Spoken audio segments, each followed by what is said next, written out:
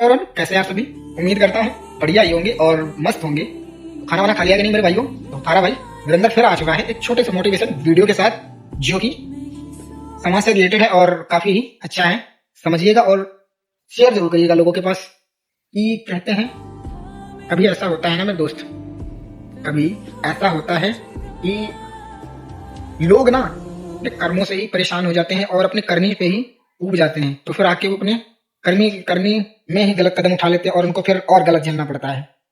तो मेरे भाई, जैसे आप किसी लक्ष्य को थाम के चल रहे हो, ठीक है, मान लीजिए किसी काम को आप थाम के चल रहे हो और उस काम के बीच में कोई रुकावट बन रही है, कोई चीज आपको बैक मार रही है, या आप किसी चीज के थ्रू रोका जा रहा है, कोई आपको समझा रहा है कि मेरे भाई वो रास्ता गलत है, आपको उस रास्ते पे नहीं जाना है। जो बंदा आपको समझा रहा होगा मेरे भाई, सच मानिए वो बंदा उस रास्ते से होकर आया होगा।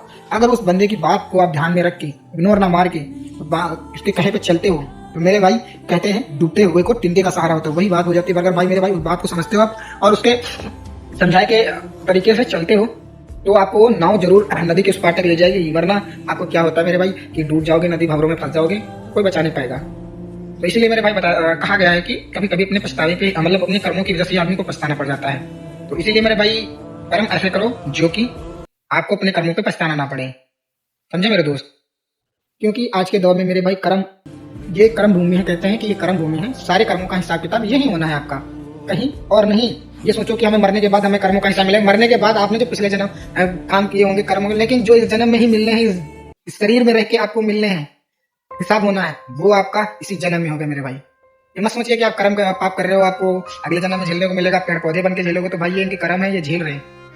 ठीक है, ये एक जगह चल नहीं सकते हैं, ये एक ही जगह वर्षों साल खड़े रहेंगे, तब जाके पता नहीं इसके जन्म में इनको मतलब तृप्ति मिले, क्या मिले। मतलब वो मैं बताना ये चाह रहा हूँ कि मेरे भाई मनुष्य शरीर जो आपका मिलता है ना, बहुत ही अच्छे कर्म करने के बाद मिलता है। इसलिए मेरे भाई आप अपनी सोच अच्छी रखो, अपने नेचर, अपना दिमाग अच्छा रखो, दूसरों के लिए अपने विचार अच्छे रखो, और उस मालिक की नजर में हमेशा अच्छे बने रहो। अच्छे उसकी नजर में रहोगे मेरे भाई, तो खुदा की नजर में जो अच्छा होता है वो दुनिया की नजर में ऑटोमेटिक वो अपने अच्छा बना देता है। आपको ऐसा मुकाम ही हासिल करा देगा कि आपको दूसरों की नजर में गिरना नहीं पड़ेगा। क्योंकि मेरे भाई जो मालिक के बंदे होते हैं ना, उस परवरदिगार के बंदे होते हैं, वो ऊंचे ओहदे पर होते हैं और उनके बेटों को या उनके बंदों को कोई उंगली भी उठा सके, वो उस लायक उनको नहीं रखते हैं।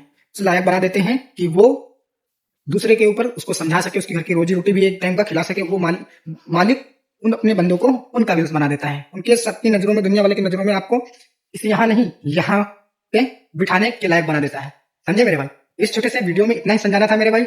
आप अपने करने से ना परेशान हो, ऐसे कर्म करिए कि आपको आगे पछताना ना पड़े। समझे मेरे भाई? तो मिलते हैं नेक्स्ट वीडियो में। तो बने रहिए ऐसे ऐसे वीडियो के लिए, और फॉलो सब्सक्राइब जरूर करिएगा मेरे भाई, और कमेंट में अपनी राय देकर जरूर जाइएगा कि मैंने सही बोला या गलत। तो मिलते हैं नेक्स्ट वीडियो में। आपका भाई लेके आएगा अगली मोटिवेशन वीडियो कल। राधे राधे।